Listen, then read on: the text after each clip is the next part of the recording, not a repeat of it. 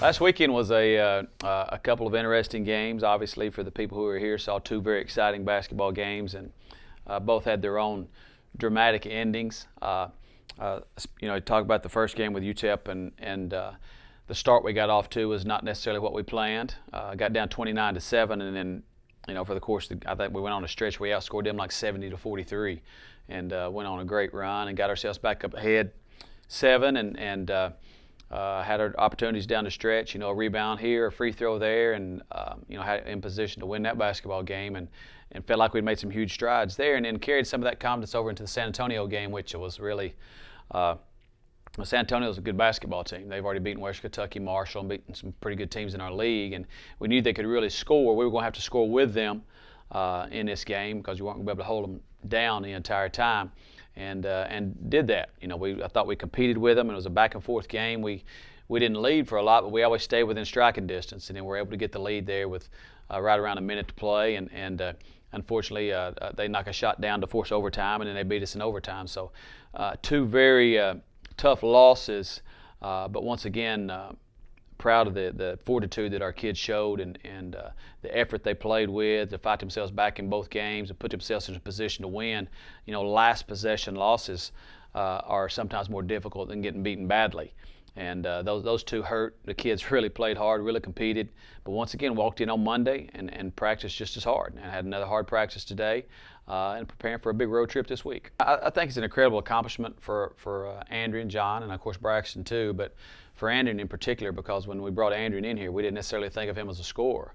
He was more of a defender, and he really worked that first year getting his shot where it needed to be, and it set the freshman three-point record his first year here, and has continued to be a go-to guy for us. And unfortunately, with the games he's missed because of injury, he'd already surpassed that had he not missed 4 or 5 games for injury. So I like the fact that he gives us that much more confidence. And we've scored, in the 86, 89, I think, the last couple of games. So we've gotten our offense on track here a little bit late in the season, which is good for us right now. But he's a big reason for that. When he's on the floor, he gives everybody else more confidence out there. And he plays with confidence. He plays with strength.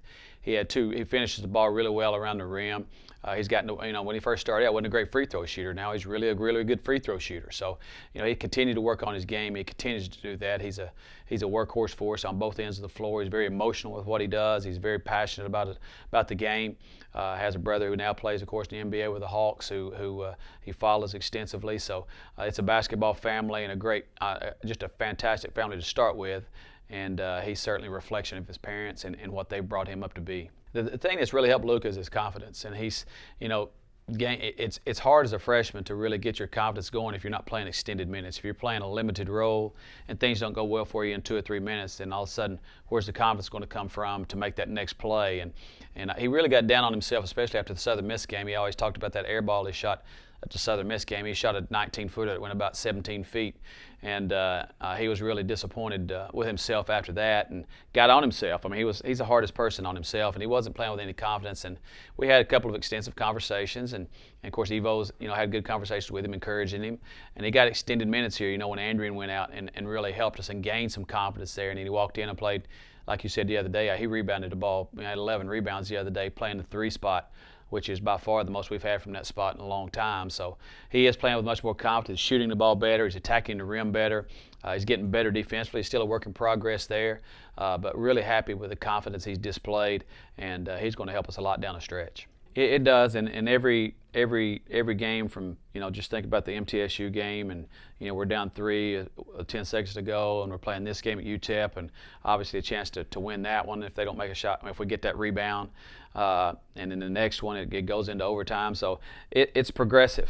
Unfortunately the season ends here in a couple weeks, so we got to, you want to try to speed that thing up, and it's been a work in progress for us. Just trying to continue to keep the confidence alive, and it's hard to do in a losing streak. It's hard to keep guys playing hard. It's hard to keep guys up because they get discouraged. And what we've got to continue to do is continue to fight through that.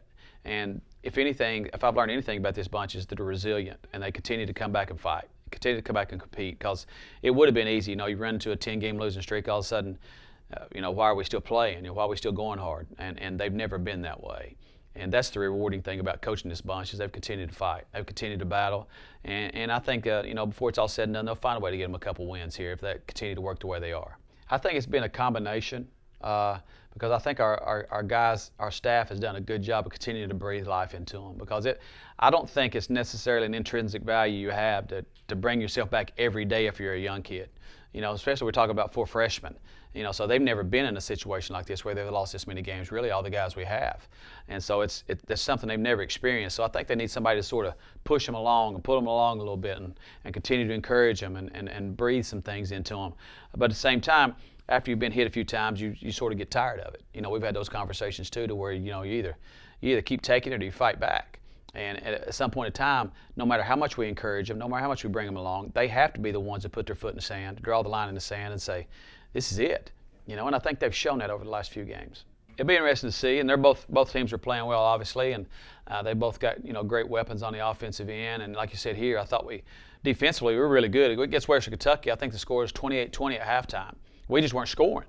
We did a good job guarding them in the first half, and then ended up being a close game. And they stretched it out 10 or so at the end, 10 or 12 at the end. And then same thing with Marshall. They are as difficult a team to guard as there is in the league because they got weapons at every spot. And they'll have Penova back for this game, who we didn't play against us last time, so they'd be even more difficult to guard. But they're very explosive offensively. And I guess right now this year, one good thing about having Old Dominion as a travel partner is they can either demoralize somebody or they can tick somebody off, one of the two, because they play them the night before. So they'll play Marshall on Thursday and then come back and play Western Kentucky on Saturday. It's interesting. A lot of it comes down to, once again, going on the road. And my guess is Western Kentucky will be sold out. It'll be the loudest place we played in this year, and Marshall will be the same. It'll be 6,000-7,000 in there. So it'll be 2 great environments for our league, and I'm looking for our kids getting in those environments to see if they respond. And it seems like we've always, except for the Old Dominion game, have played up to our competition. We've competed well with the better teams in our league, record-wise. We competed well with Middle. We competed well with Western Kentucky. Same thing with Marshall, in here. So outside of Old Dominion, we've been involved in all those games. So it'll be interesting to see, coming into this, how we'll compete on the road.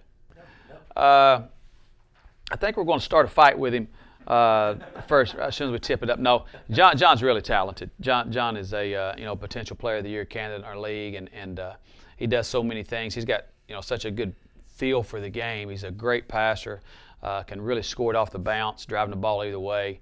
The thing about him that makes him more difficult is that he's got so many good weapons beside him. C.J. Burke scored 36, last week, and Rondell Watson can come off the bench and give you 24, 25. Penova is the leading shot blocker in the country, averaging about 15 and 8, rebounds and points and rebounds as well. So he's got a lot of weapons around him, which you end up leaving you on an island trying to guard him, which makes it more difficult. And so to his benefit, he's got those guys that he can share the ball with, and he is a great passer, but he's a scoring weapon. So for us, I thought we guarded him, did a pretty good job with him last time, but then Rondell Watson gave us problems, and Burks gave us problems. We did a pretty good job on Elmore, especially in the first half when we guarded him. He ended up like 16, 18, I believe, last time we played him, but he wasn't the dominating figure he usually is. And you got for all these guys, we have got to do a better job of making shots over us. And too many times the other night against San Antonio, where he gave up drives to the basket, people got by us, forced help, a rotation to an open shooter. For us, we've got to do a great job of containing the ball with him. First thing you got to do is make sure you stay in front of him, not let him get his shoulder by you, because he's such a good creator, once he gets space on you.